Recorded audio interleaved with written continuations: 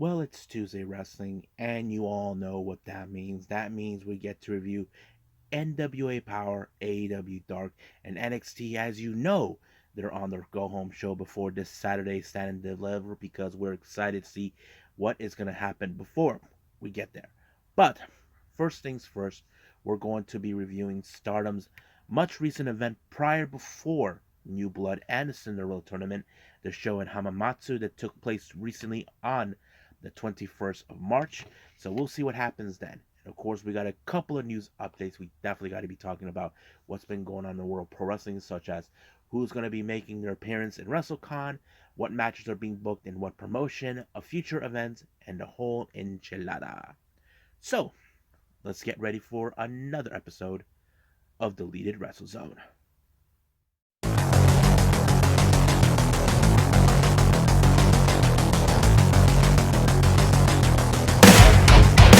Are you ready? Get up, get up! Get up, get up! Get up, get up! Get up, get up! Get up, get up! Get up, get up!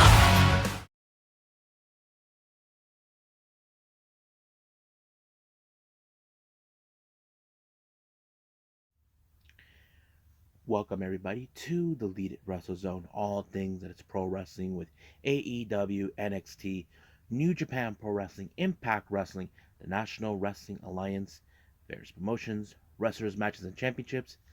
I am your host, J Rod here. So let's begin with Stardom and Hamamatsu. This is the show before we get to New Blood and the Cinderella tournament. This show was in Hamamatsu that took place on the 21st of March, which was my brother's birthday on that very day. So let's get started with the start to finish. It opened up with Starlight Kid taking on her former teammate. At one time, she was a member of Stars, Saya Ida. So you probably can guess this is going to be a good match because you got high speed versus, uh, a big power, small girl.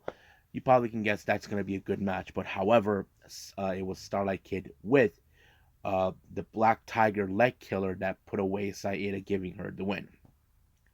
Next match, we have Star members Momo Kogo and Koguma taking on Lady C and Utame Hayashida.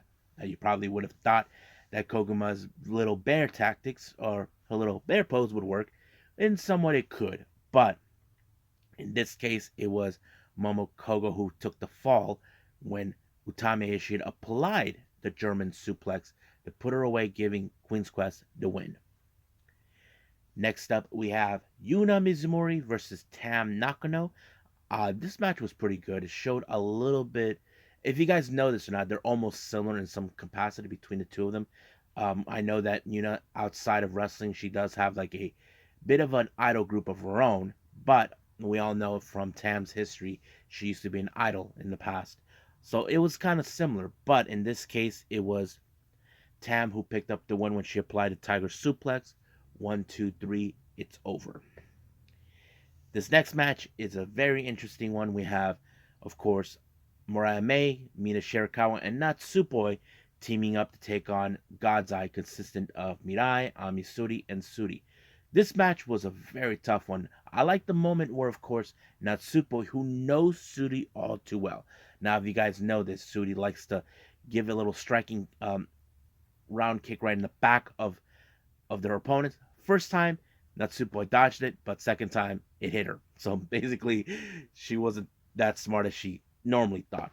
But I felt this match was a bit more of a connection between both Mina and Mirai for some odd reasons. Because, as you know, those who followed both of these girls before they came to Stardom, those who remember, before going to Stardom, Mina was part um, of Tokyo Pro Wrestling. So was Mirai, but Mirai came a year later afterwards. So basically, they knew each other, and of course, if you know the history, they were once tag team partners in the past. But I feel like in this particular match, it was more like Mina had some unfinished business with Mirai, and unfortunately, this match did not give her that because it ended with a 15-minute time limit. But I wouldn't doubt for a second if somehow those two would come across. Now, I know I'm just gonna speculate a little bit or try to picture how these two will. As you know, Mina has already lost two matches against her in singles competition. The first one was at the last year's Cinderella tournament. If you guys remember her Bloody Angel uh, character she created, and of course the 5-star Grand Prix.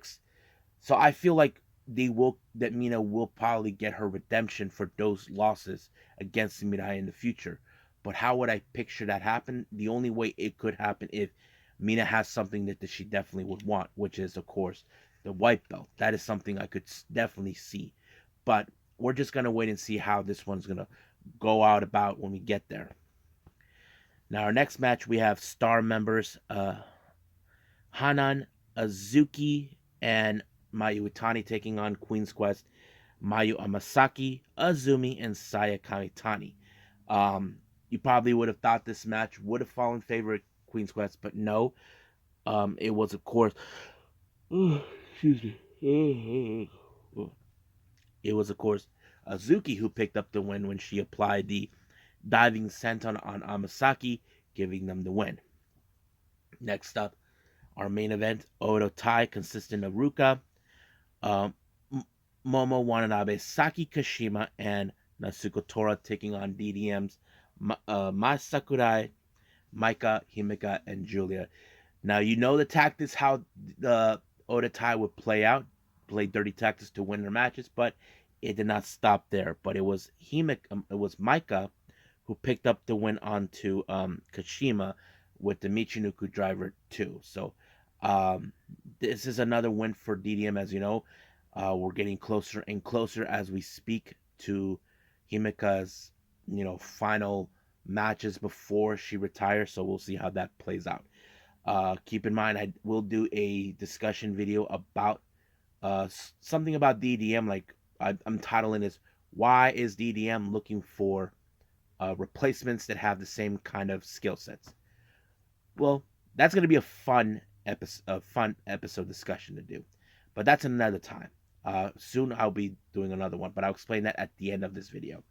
Let's move on with NWA Powerrr.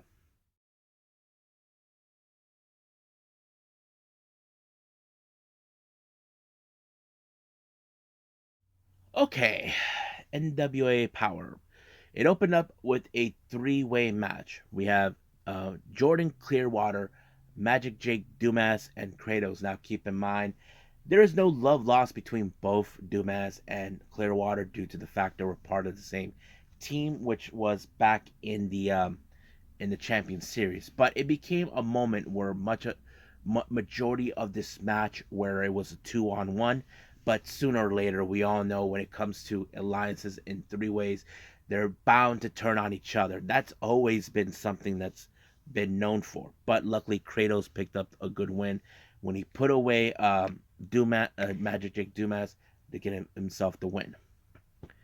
Now, as you know, there's been a very interesting development that's been going on. As you know, Dak Draper is the winner of the Champion Series. So recently, we know that he has been in a great tag team setup with Mims.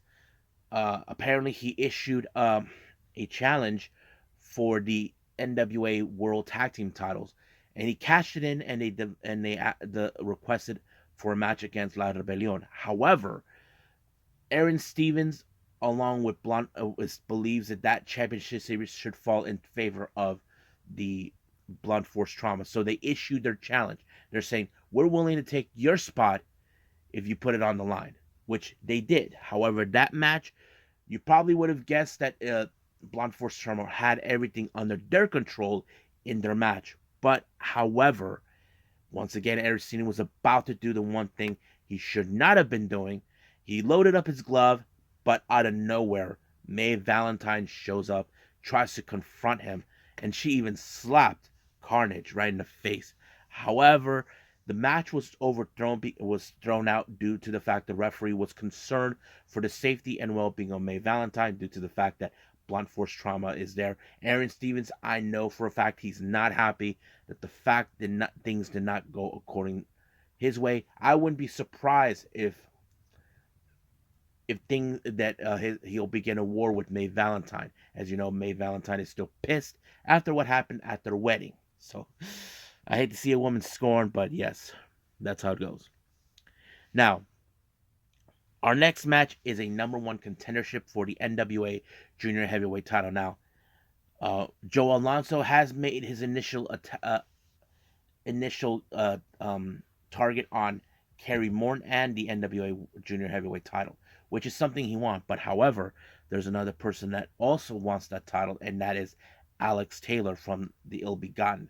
How you probably would have thought this match was going to be interesting, but however, in at some point, Danny Deals, the manager of Ill Begotten, made the poor choice to have Alex Taylor use a chair against Joe Alonso, but because Alex did not want to be disqualified, he felt that this is not the right way to win the title. But because of the distraction, it cost him the number one contendership, giving Joe Alonso the clear motive to win. However, I don't know how the relationship between both Danny Deals and Alex Taylor will be. Now, because of what happened earlier, May Valentine was escorted out of the building for her safety. Gax the Gimp decided to take over as interviewer. I thought it was interesting.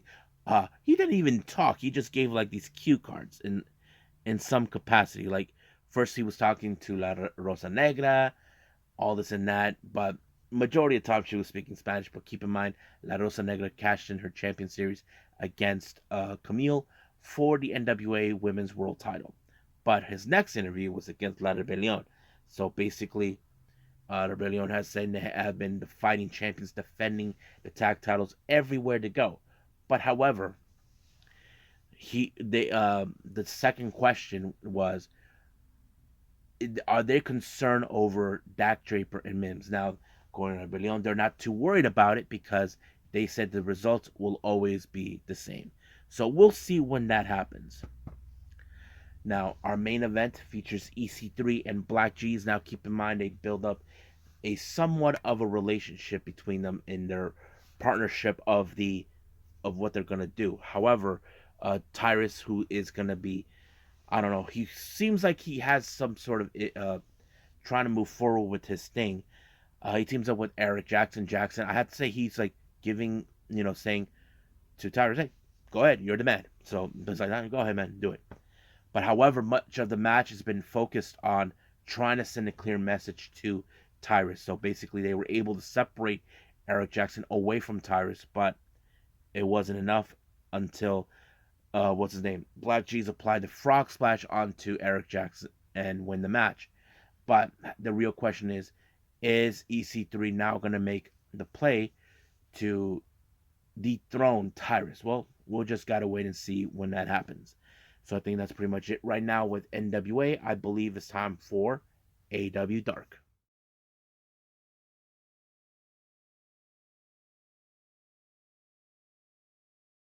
Okay, AEW Dark. So let's get started. Our opening match, we have Nick Comoroto. As you know, Nick Comoroto was a member of the now disbanded the Factory, but now he faces against RA Fox. So I'm kind of curious, how is he going to present himself knowing that he is no longer of the Factory against a guy who we have been seeing who's been killing it in the independents and recently has now been signed with AEW. And I think that tells us a very good one. I mean, you got a guy who's strong and strong, versus a guy who's a bit more craftier, as you similar to Swerve. But I thought it was a very interesting matchup, but it was AR Fox who walked away with the win with the 450, and that was it.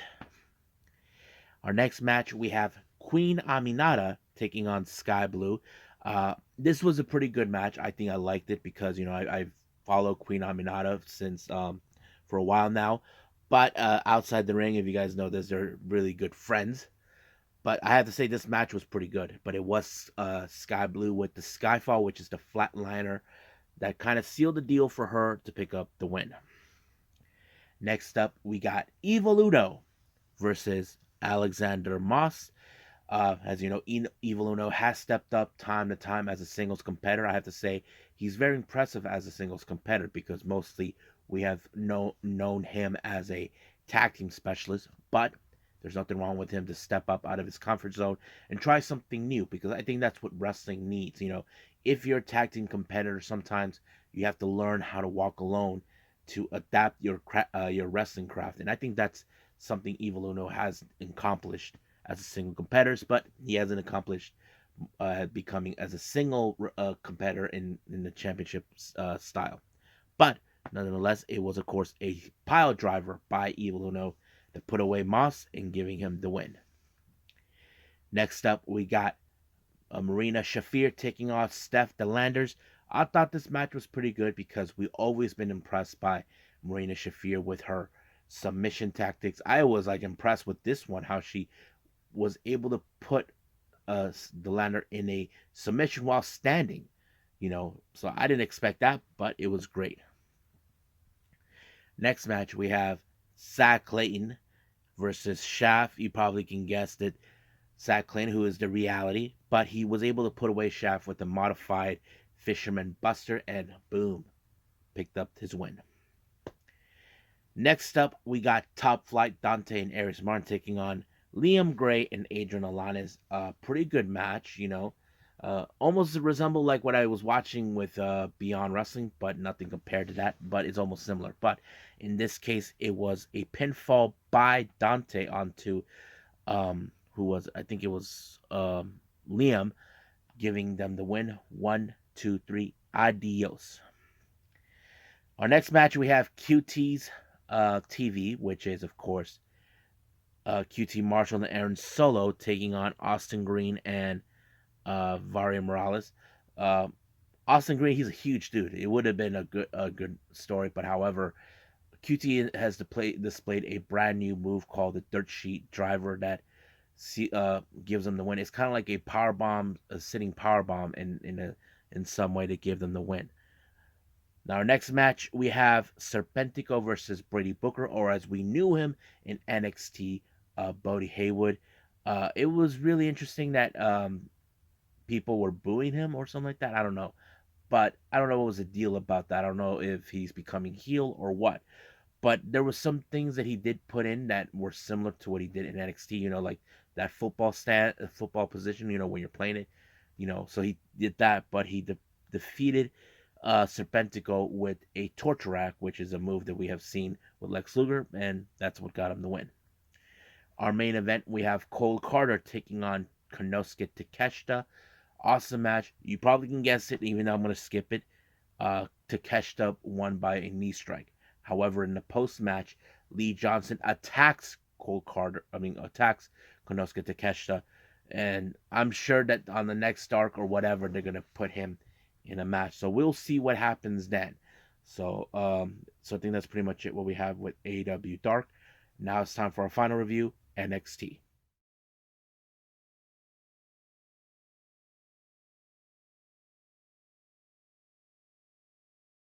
Okay, NXT, the final go-home show before we get to the Saturday's Stand and Deliver. Now, a lot of pressure is being made because a lot of people want to be in the big spots in Stand and Deliver, and I think that's what makes it so great today. As you know, the North American title will be in a ladder match with Wes Lee as the guy defending it against Dragon Lee, the newcomer, Ilya Dragunov, and JD Drake. But the real question does remain, who will be the fifth participant? So, a week before, Wes Lee decided to set up a battle royal to give all competitors one last chance to compete for the final spot. So the obvious thing is, who will be that guy? Well, that's an excellent question. Now, we saw many wrestlers like Hank Walker, Drew Gulak, Charlie Dempsey, Apollo Crews, Adaba Kato, who else? I'm trying to remember. Malik Blade and Enofa Idris, a few others. But the winner of this particular match was, in fact, Axiom. Now, I know Axiom had made a lot of plays for this particular title against Wes Lee. And I think it kind of felt the story like Axiom, who's been proving in and out, that he wants to be part of this. So he earned his spot to be in this match. So there's nothing wrong with it, but we'll see what happens because, as you know, all five competitors were in the ring ready to confront each other until we get to Stand and Deliver. Now, much of the entire event we've been seeing Pretty Deadly has been giving previews about the upcoming, of course, matches that are taking place. We just witnessed, of course, the participants for the ladder match for the NXT North American title. So they kind of give their thoughts, but Kit believes the person who will walk out as the champion will be none other than JD Drake, but Elton believes that the edge goes to Dragon Lee, and I like his about his opinion about this. You see, Dragon Lee is the unknown character. We don't know much about him, what he can do in the ring. So I think it tells us, okay, so we're seeing that. So I say their opinions matter. So I will talk more about that as we get closer. So I'm not going to skip ahead on this one. So let's move on. As our next match we have is, of course, Von Wagner versus Tyler Bate. I thought this match was pretty good because recently we have seen Von Wagner. He has the tools, he has what it takes, but the real question is that he cannot execute. Mr. Stone is there to help him, but it's not enough to help him and for him to help Wagner, knowing that what he needs to tell him what he needs. So I think that plays out, but luckily, Duke Hudson did help Tyler in some way, but it's kind of crazy. But it was, of course, Tyler Bate with the spinning boy that put away uh, Von Wagner. But I also alluded that Mr. Stone got his ass kicked by a girl, which was the hell. So I thought the match was great. It told a real fun story. But however, in the post match, Schism apparently took control of the classroom, saying that when they win and Stand and Deliver, everything will be under the control. So we'll see what happens then. So uh, I forgot what Pretty Deadly mentioned about this, but it was pretty obvious that it would be a disaster for Chase U, but we'll see how it's that. Now, as you know, recently we have been seeing what's been going on with Brooks, Jensen, Fallon, and Kiana now. Brooks and Jensen, as you know, well, Jensen, he's has head over heels for Kiana James, but however, Kiana James decided to do something. She decided to see if there's any possibilities to have Brooks Jensen and Briggs to be involved as the fourth participant in the NXT tag team titles match at Stand and Deliver. So they gave them an opportunity, saying if they win their match, they'll be in the running. So that's kind of like, oh boy, this is going to be interesting. Now, we did see Roxanne Perez, who made her way to the NXT. She wanted to talk to HBK. Apparently, she wants to get back on in the ring. Now, she's been doing well, but however, HBK feels like, she's still young. She still has other opportunities. But Roxanne feels like deep down that maybe there will be no other opportunity like this one ever again. But she does make a good point. She hasn't lost this title, so she has to defend it no matter what. So HBK said, okay, I'll let you, as long as you get test results and all this of her health. So I think so. He's going to allow her. So the match will become a five-way for the NXT Women's Title in a ladder match.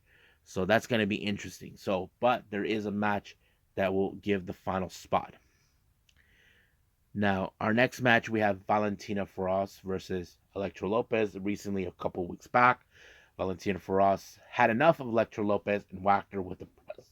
But as you know, this would be more of a payback for Elektra Lopez onto Valentina, which it did until she applied the Electro Shock, giving her the win.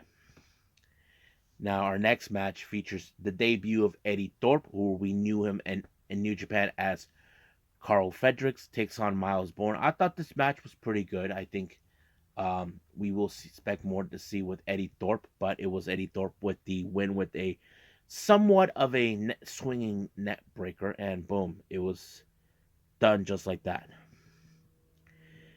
Now, our next thing with the Pretty Deadly, as you know, giving their previews of upcoming matches. This next one was about Waller and Gargano. Now, keep in mind, this is one of those matches where anything is going to go down. It's an unsanctioned match. WWE will not be held responsible for the well-being and safety. So the real question is, how's that going to go down? I mean, they know that Grayson Wallace is predictable, but Gargano is in it to protect his family after what happened the last time. So we'll see about that.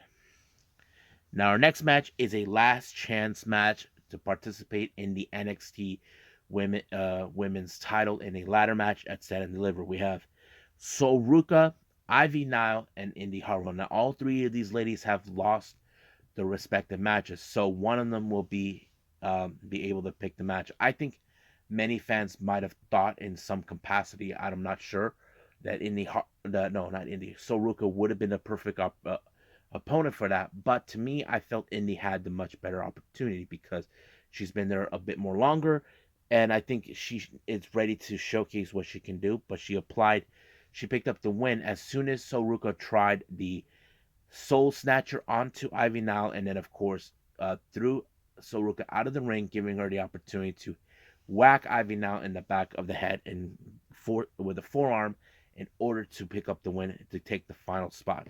So now battle lines have been drawn. We're ready to see who's going to be the one who will be walking out. Will it be Roxanne to retain her title? Will it be either Zoe Starks,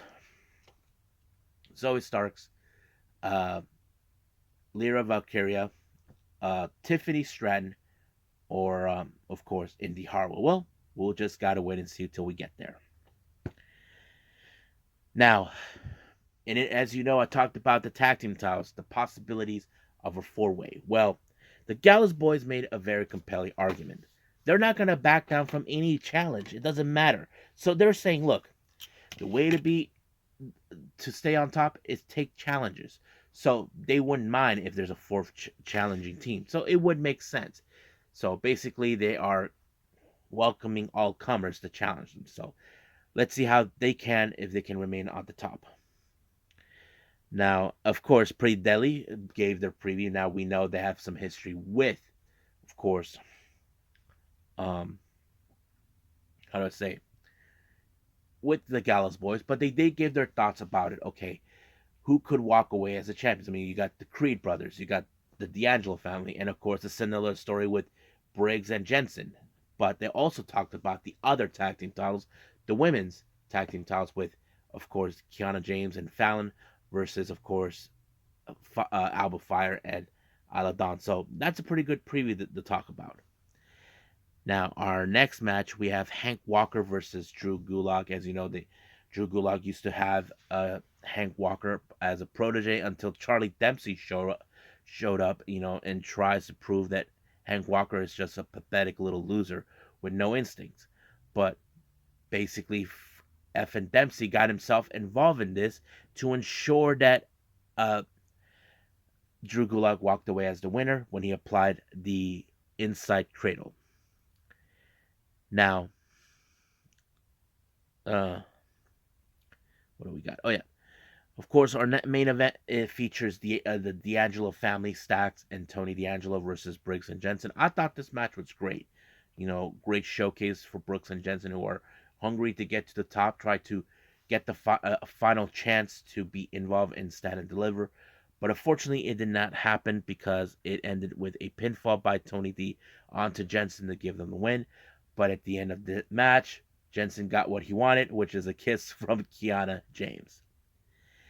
Now, before the show ended, we did see, of course, Grayson Waller, who made his way to the ring, had security. Now, security made a sweep around the building to ensure Johnny Gargano wasn't there. So, Vic actually had the contract that, for unsanctioned match. But, of course, Grayson Waller's saying, that you made a big mistake putting yourself in a big capable message. But as you know, Waller's an opportunity, so he kind of brought back the past. But luckily, Johnny Gargano did showed up, but he actually was already there as, I'm going to presume, as a camera crew guy, and he attacked them. Security even tried to separate them. No, they were like, keep on fighting until the very end. I thought it was a great way, but I can't wait to see this unsanctioned match between them. So it's going to be very awesome to watch. So I think that's pretty much it. What we have with NXT, I believe it's time for news updates.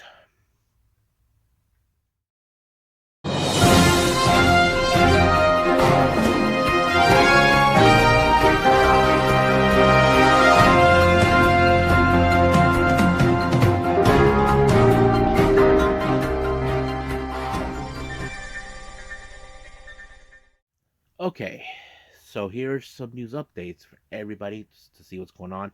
As you know, I mentioned we're getting closer and closer to WrestleMania weekend.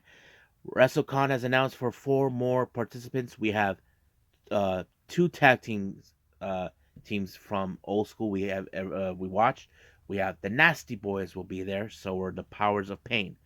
They even announced Gangrel will be there and Cheryl Roberts. I don't know who Cheryl Roberts is, but hopefully you guys know who she is. I had reviewed this promotion once before. P.P.P. Tokyo had a recent press conference where, of course, for their upcoming event in May called The Party that takes place on the 6th of May. They announced that Morika Kobashi will be teaming up once again with her mentor and friend, Abdullah Kobayashi. If you guys remember him, he is that one wrestler from uh, Big Japan Pro Wrestling. He was the one who suggested for Morika to use the last name Kobashi. It's great that those two are going to team up once again, so it's going to be fun. But they even announced for the upcoming event, Shinjiro Tagagi, the boss of DDT, will be actually in action in a 6-man tag team match. Now, this match was, of course, set up by Kabuto, who is in fact the promoter of the promotion, but he actually mentioned on a tweet the reason why is because he owed a lot to Tagagi for everything that they done for him. Now but basically it's full circle for him when it comes to this. This is what he said. Um, I had a lot of thoughts. I started when I met with Mr. Tagagi. Because I was in the DDT group, I have my foundation as a player. I learned about management at Wrestle One, which was the foundation of my current organization. I have confidence in the world that I created P.P.P. Tokyo. Let's get the party started. So basically, he owed a lot to Tagagi for what he did for him when he was in DDT. So it would make sense to invite him over. So basically, it's like he was already worked with 2 promotions, and now he has his own, and he's very confident that his promotion will be successful. And there's nothing wrong with feeling that way. For the Queen of Indies, it's been announced we have Johnny Robbie that will be making her presence. So I heard the name, but I never actually seen her wrestle. Uh, all right. As you know, for anybody who's going to be in LA for the WrestleMania weekend, as you know, the stars of Tokyo Yoshi Pro Wrestling will be there. However, they just announced for their schedule that for WrestleCon, if you're attending WrestleCon, March 31st from 6, they'll be there at March 31st from 4 p.m. to 6 p.m. However, Yuka Sakazaki, Miyu Yamashita, and Maki Ito will be unavailable due to schedule conflicts. So it would make sense. But their upcoming participations will take place on the 1st of April from 9 a.m. to 1 p.m. and then finally Sunday, April 2nd, which is 9 a.m. to 12 p.m. So if anybody's going to be there for that, just letting you guys know. Michinoku Pro Wrestling has announced for members of the roster of Gatoh Move will be participating. Mei Shiruga makes her return to Michinoku Pro Wrestling. However, first time ever, Miyu Yabatsa will be there too. Now, if you guys know this, Miyu Yabatsa has made her debut last year, and it's great that she's going to be making her first debut in Michinoku Pro Wrestling. DDT Pro Wrestling has announced that, what's his name? Yukio Naya will be out of action for some time. He got injured, fractured his right ankle, which is, I don't know how bad it is, but it's still no answer yet when he'll be back. As you know, we're getting closer. As we get closer to WrestleMania weekend, the Impact New Japan Multiverse Unite on the 30th. As you know, Josh Alexander was supposed to face Kushida, and now it's been said that he's going to face Kushida will be facing against Lio Rush. I have to say that's going to be a banger of a match. House of Glory for their upcoming event late on in April for the final hour. The House of Glory heavyweight title will be on the line. Jake Fatu will defend it against Willie Mack. Then finally, the GC for some GCW updates for the Joey Janela Spring Break 7. Matt Cardona as Steph Delander will be there, but at catering. That's what Joey Janela put. I'm not joking, guys. It says right there. Okay, for the emo fight that takes place on the 31st, Brooke Havoc will be there too. For the FE Big Gate Brunch, their final battle, Thrusty versus Mason's Mercenary. And then finally, for the later up events in May, for The Way I Am, Morton City Machine Guns will be making their appearance. So this is gonna be great. I just can't stop laughing that Cardona and Stefan will be at catering. Oh god. But yeah, so I think that's pretty much it for our news update. So I think it's time to call it a day. Well, I hope everybody enjoys this episode. Coming up, as you know, it's going to be Wednesday. We got AEW Dynamite. I'm so excited for this. I'm so pumped. But haven't decided what other events I'm going to be doing. Also, keep in mind, I will be doing my next podcast real soon. If you guys don't have me on your on podcast, if you want to watch me, go to DWZ with DWZ podcast with J Rod here. I will be giving some excellent content. I'll be talking about Waka Tsukiyama, and a few other things, and of course some recent developments with Unagi, which I already shared in the Unagi Sayaka Watch and all this other stuff. Also, I'll be doing the next DWZ discussion where I'll be talking about Bullet Club with the recent leadership and of course what's been going on with El Fantasmo. But we'll get to that some other point. But for now, I'll see you guys in the next DWZ time. Same DWZ channel. I must bid all of you adieu. So, goodbye. Mwah. And have a nice day. Bang.